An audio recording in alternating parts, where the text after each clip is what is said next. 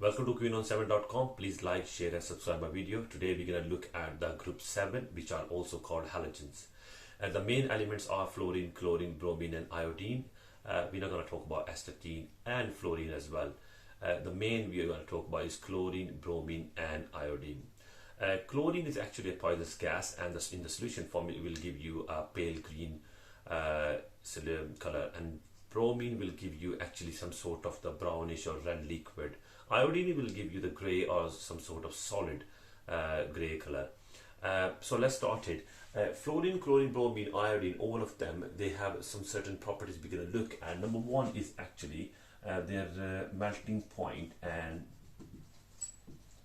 boiling point.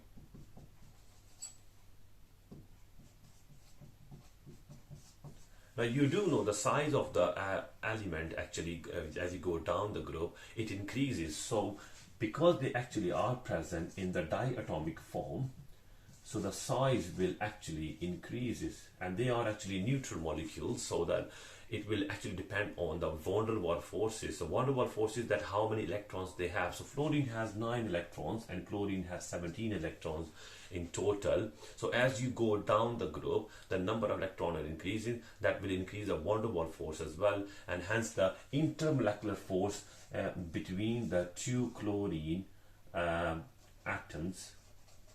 molecule will increase. So here I would like to mention, when you actually write down the answer in your exam, please make sure that you are not going to write that there are weak forces or strong forces between the in the molecule. It is actually an intermolecular force. So van der Waals forces is a type of the weak intermolecular force, so you need to focus on that as well. Now when we look at the size increases, so that means the number of electron increases, so the melting point and boiling point will increase as you go down the group. The second property we're going to look at is actually the electronegativity. Now electronegativity is a tendency of an atom or an atom to actually attract a bonded pair in a covalent bond in a molecule. So whoever can attract it more will have more electronegativity. The trend in the periodic table is actually a lot in the period from left to right, the electronegativity increases, and as you go down the group the electronegativity decreases. Now when we talk about the halogens, as you go down the group the number of shells are increasing, means the atomic size is increased as well. So the distance between the nucleus and the outer shell will increase as well. So that will actually allow the nucleus to have a weak force between the nucleus and the outer electron. Now attracting this electron, if it is connected with any, for example, hydrogen, if it's a covalent bond, to attract this lone pair of this bonded pair of electron, it will be difficult for chlorine, and it will be easy for fluorine to attract it, because the electron density will move closer to that atom which has got a small atomic size. So as you go down the group, atomic size increases, hence the electronegativity decreases.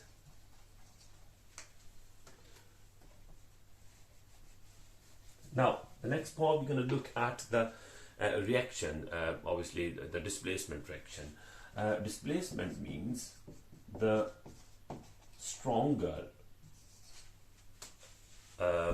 element, group 7, fluorine, chlorine, bromine, whichever is more stronger oxidizing agent can actually replace the other. So for example, if we take fluorine, then chlorine and bromine, and you're trying to actually react them together, fluorine can replace actually all of them from their compound form. Here I would like to mention it, that if fluorine is going to react with, for example, KBr, it can kick out bromine out of its compound form. It will produce Kf and Br2, and you can obviously balance it. So stronger. But if you react bromine and you try to react with the potassium fluoride and you try to make a bond, there will be no reaction, but because bromine obviously is not strong enough. Now in AS level, when they actually do that, you have to actually identify the colors when they will be any, whether there will be a chemical reaction or not. Now when we talk about displacement or identification, we most likely going to deal with chlorine, bromine and iodine. This is actually pale green or greenish color. Bromine is actually yellow or brownish, you can say brown, and the iodine will be gray, or it will give you solid black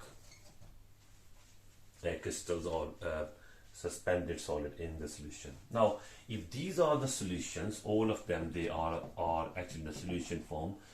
You have 3 test tubes together, and you're trying to obviously react chlorine with KBr or with the I2.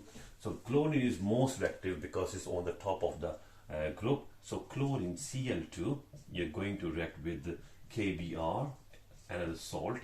Now, when this solution will actually have the color of chlorine, because most likely the salt will be colorless. So when you're going to make a solution, you mix them together, you're going to see whether chlorine is going to replace Br or not, and then you will look at it will be KCl plus Br2.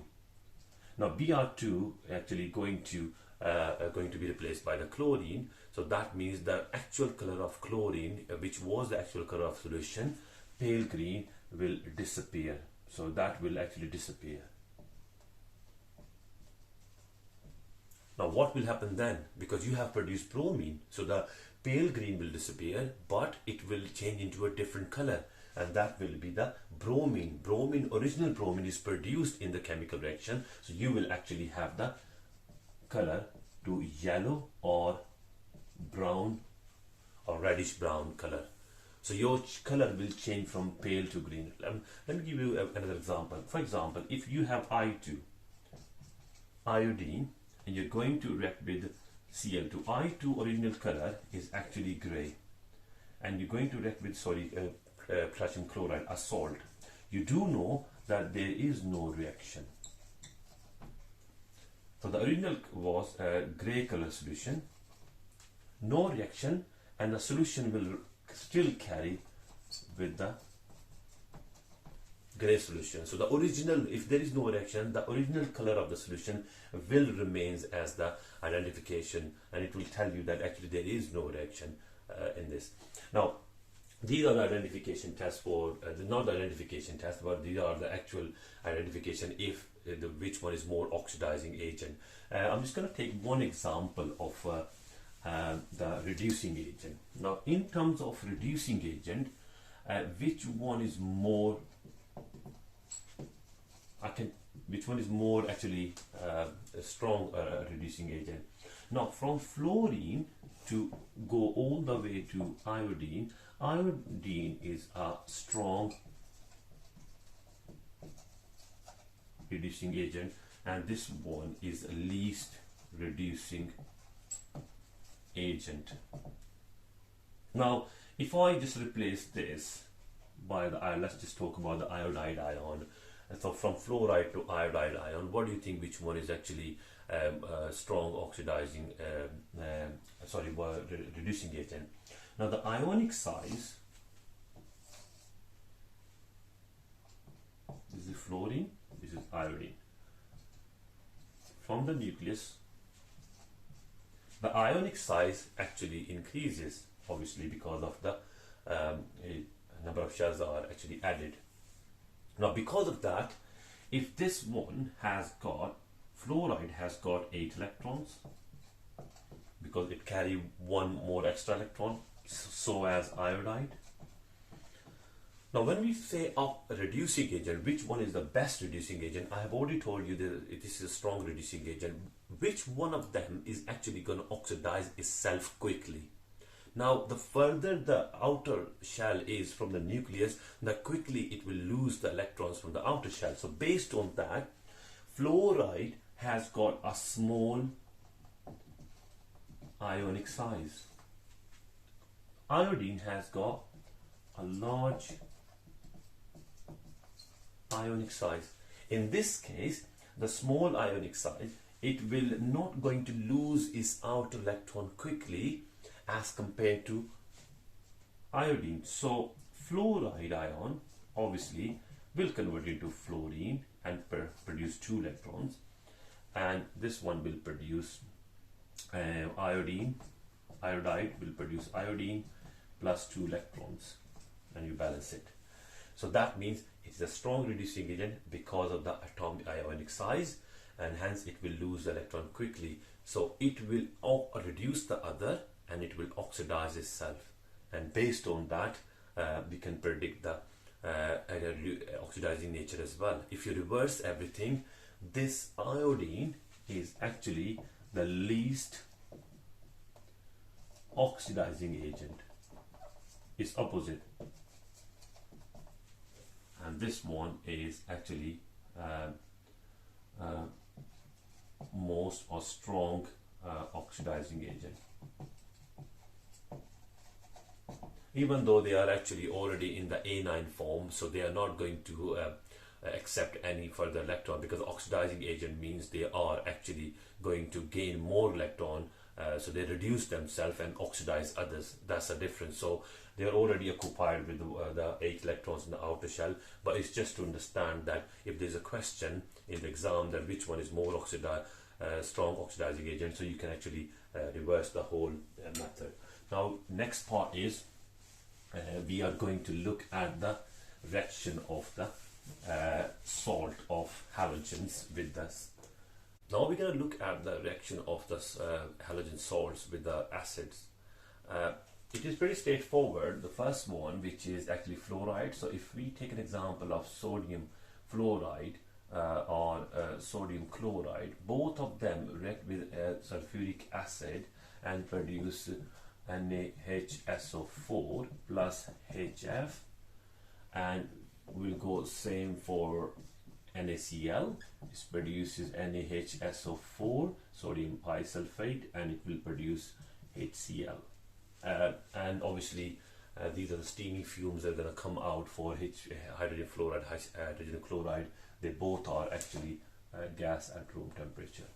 The only complication is when you actually react with the bromine, and bromine obviously react in a different way. It produces the salt, obviously produces HF, but there's some other further reactions going to happen. So if you're reacting with any salt of Br, bromine, salt of bromine, so you have, for example, sodium bromide, you're going to react with H2SO4, you're going to produce NaHSO4, and you produce HBr, which looks like pretty straightforward, just like them. But what's going to happen is this HBr is going to re-attack on the H2SO4, and it will produce actually bromine, and it will produce water, and it will produce sulfur dioxide. So in that sense, the sulfuric acid will actually be attacked by the HBr and produce sulfur dioxide. And sulfur dioxide is actually one of the colorless gas, and we can actually identify it. Now based on that, we can predict whether it is a redox or oxidation reduction reaction happens. So if we talk about oxidation, yes, there was an oxidation reaction. An oxidation reaction was actually Br, HBr. Br was in actually one negative, so one negative form, and be converted into Br2, so that it has lost that electron, and it will convert it into Br2 plus 2 electrons. So that's a half equation for oxidation in this the whole chemical reaction. And then if you want to predict the reduction of this reaction, you will see that the sulfuric acid, which will obviously on one hand H2SO4 has produced water, and it has produced sulfur dioxide.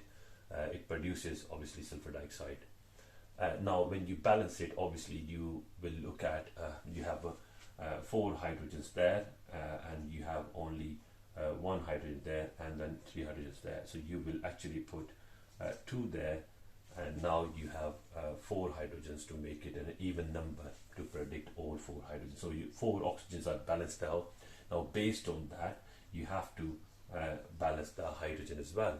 In the redox equation, we normally use water, so we can't change this number, otherwise it's going to mess up the equation. What's going to happen is you have 4 hydrogen on this side, we will add actually 2 protons on this side. Now hydrogen is balanced, and they will gain 2 electrons and produce water and sulfur dioxide. In this case, you can see that the gain of electron happen on this side, so this will be called as reduction. So gain of electrons has happened on this side. Up to this is only one oxidation and one reduction action, but it's going to be a little bit complicated when we're going to talk about iodine. Iodine will have the same 2 steps, but it will actually gets complicated when we actually write down the other reactions, because there are 4 different reactions in iodine. So we will start with the iodine now.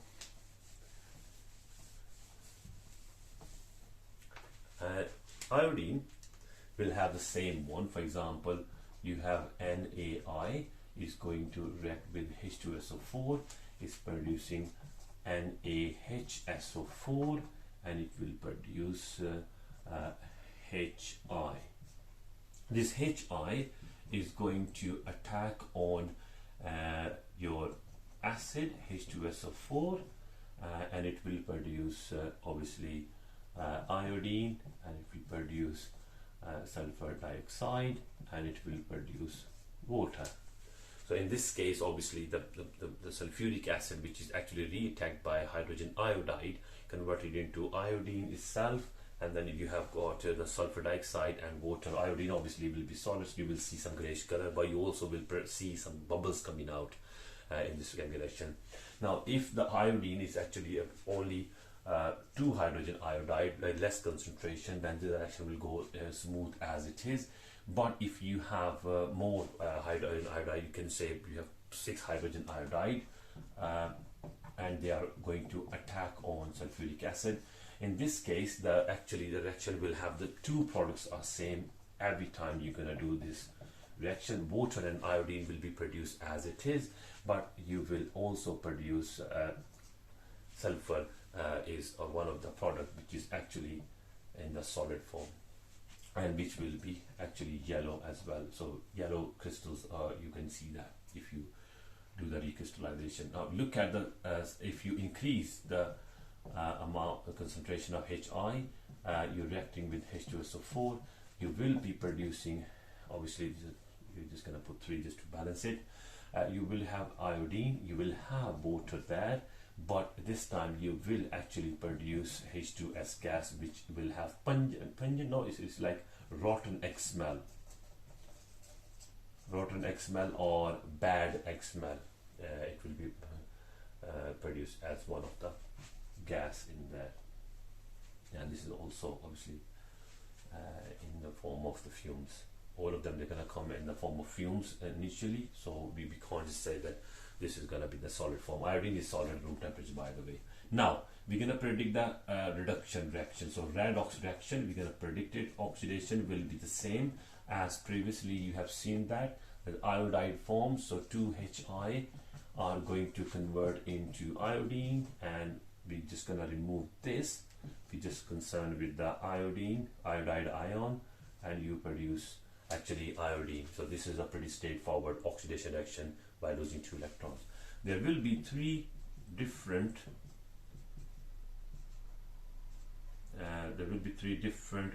reduction reactions, because you have actually produced, in the first one you have produced sulfur dioxide, obviously the second one you have produced sulfur, and the third one you have produced H2S. So we're going to start with the first one. We have no concern with the hydrogen iodide, so we will go straight to H2SO4. It has produced what? It has, we got nothing to do with iodine in this half equation, because these are half equations, so you don't have to mention other species. We have done the oxidation already. So H2SO4 is going to convert into SO2, and you will produce H2O. In the second one is H2SO4, you produce sulfur and you produce water. In the third one, you have sulfuric acid, you have produced H2S gas, and obviously you have produced water.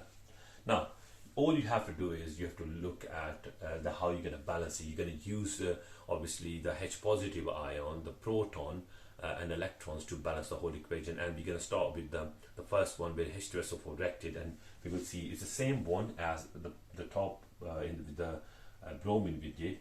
You will have 2 protons gaining 2 electrons because you have 3 oxygen on this side. If I try to make it an even number, so 4 oxygen in total to balance the oxygen. So you always do balancing the oxygen first, and then you will predict the proton later. So once you balance the oxygen, 4 on both sides. Now to balance the hydrogen, you cannot change the number. All you have to do, you just add 2 hydrogens there, 4 there, you put 2 proton there, and they will gain 2 electrons, and that will be sorted. Now next part is H2SO4. H2SO4 here, 4, so you will put 2 there. Now you have to balance this equation as well.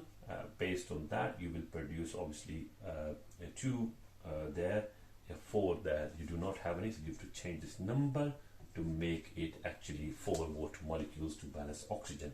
Once oxygen is balanced, the total number of hydrogen on this side is actually 8 electrons, 8 hydrogen atoms in total.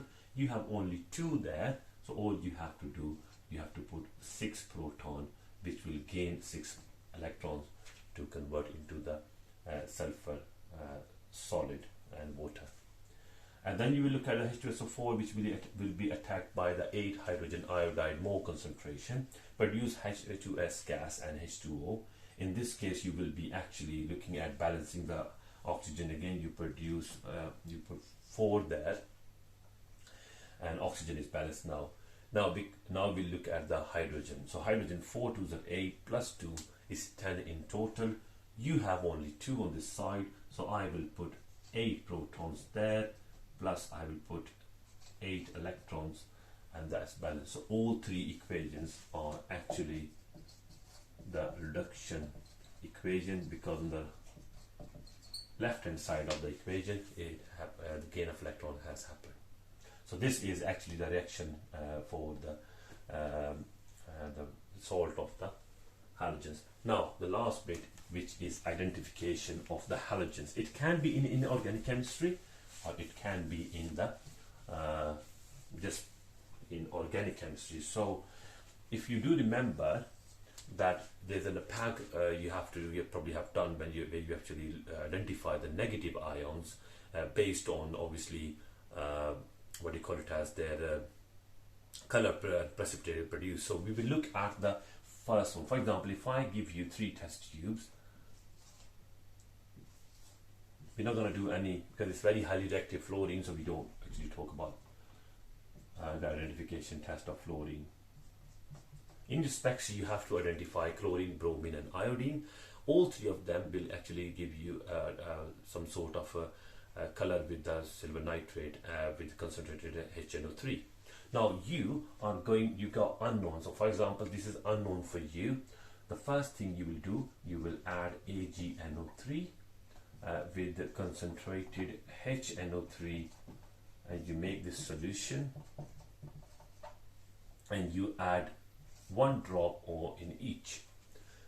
When you're going to drop this, technically this will actually produce a HgNO3 solution. If it is an aqueous solution, it will definitely have Ag plus 1 ion anyway. So what's the point to put actually HNO3 in this? The whole purpose to put HNO3 in this one is to actually remove any carbonate in the solution. Otherwise the silver, which is actually produced from HNO3, is going to react with the CO3 negative 2 ion if it is present, and it will produce AgCO3 precipitate. So then you will not be able to identify whether this precipitate belongs to chlorine, bromine and iodine. So that's why you actually keep an acid. An acid, when they react with the carbonate, they always produce carbon dioxide, water and salt. So it's best to have the acidic condition to remove any carbonate. So, and it will mask the whole observation as well. Now you got 3 of them. How are you going to detect it? You will put AgNO3 plus concentrated HNO3 in all 3 of them.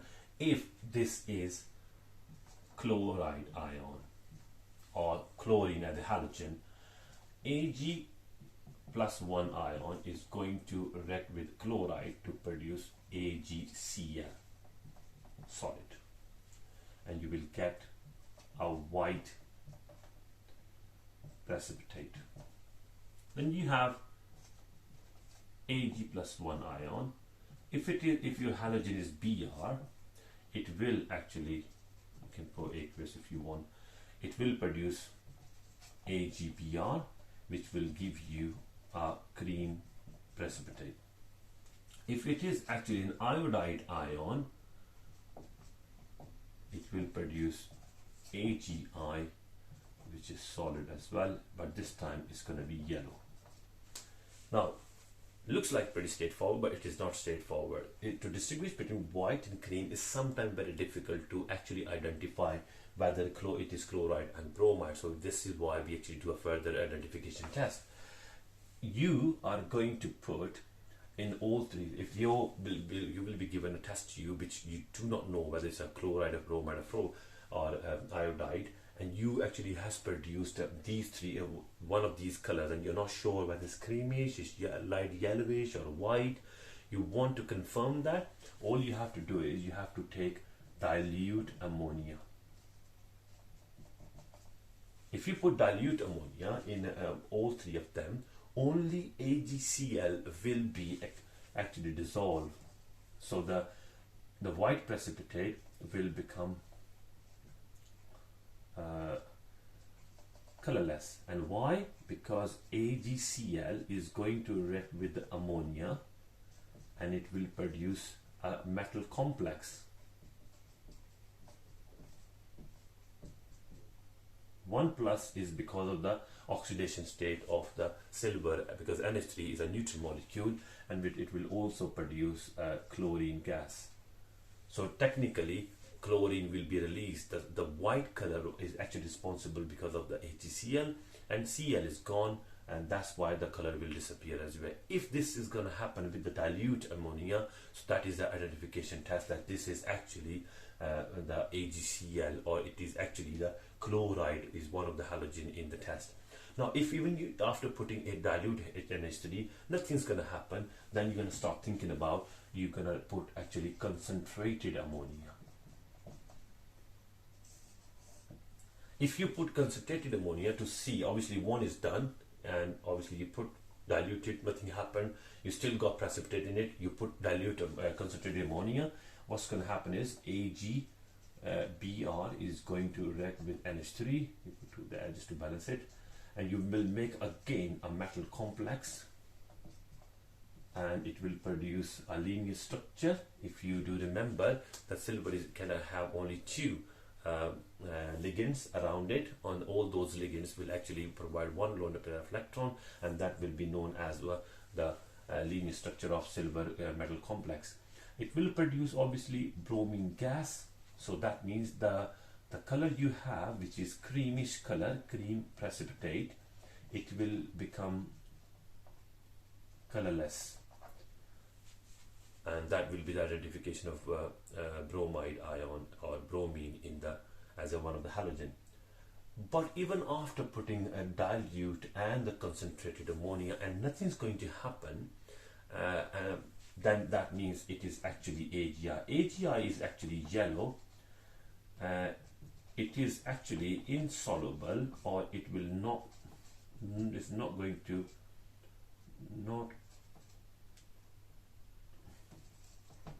not going to react with dilute or concentrated ammonia. It is not going to do that. So this is how you actually detect the halogens in that solution. Thank you very much.